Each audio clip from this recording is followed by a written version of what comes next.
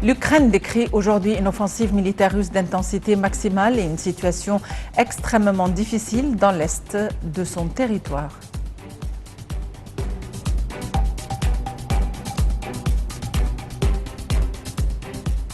C'était les grands titres de l'actualité. Voici le journal en détail. Le chef du gouvernement, Dr Moustapha Madbouli, a déclaré que l'Égypte encourageait les secteurs industriels afin que les exportations dépassent la barre des 100 milliards de dollars durant les prochaines années. En application des directives du président Al-Fattah al-Sisi, Dr Madbouli a tenu ses propos lors de sa participation à une table ronde virtuelle avec les présidents exécutifs du Conseil des affaires égypto-américain, qui a été organisé par la Chambre américaine du commerce à Washington.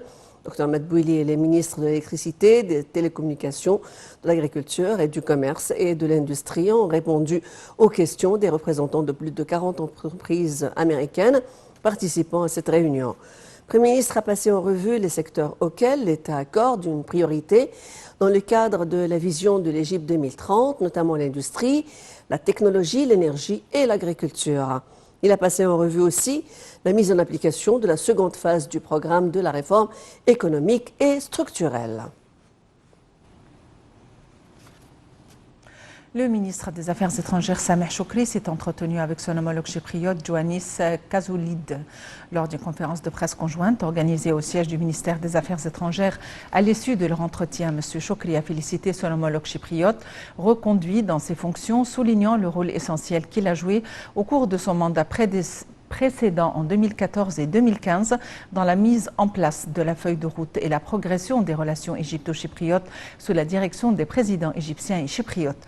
M. Choukri a qualifié d'étroites, de transparentes et d'amicales les relations entre les deux pays, affirmant la volonté des deux pays de promouvoir la stabilité en Méditerranée orientale et de la coopération et l'action commune face aux nombreux défis en Méditerranée. Recul collectif des indices de la bourse du Caire dû aux opérations de vente des institutions locales et les individus arabes. L'indice principal, le JX30, a perdu 0,6% pour atteindre les 10 190 points. Les deux indices secondaires, EGX70 et EGX100, ont respectivement perdu 1%.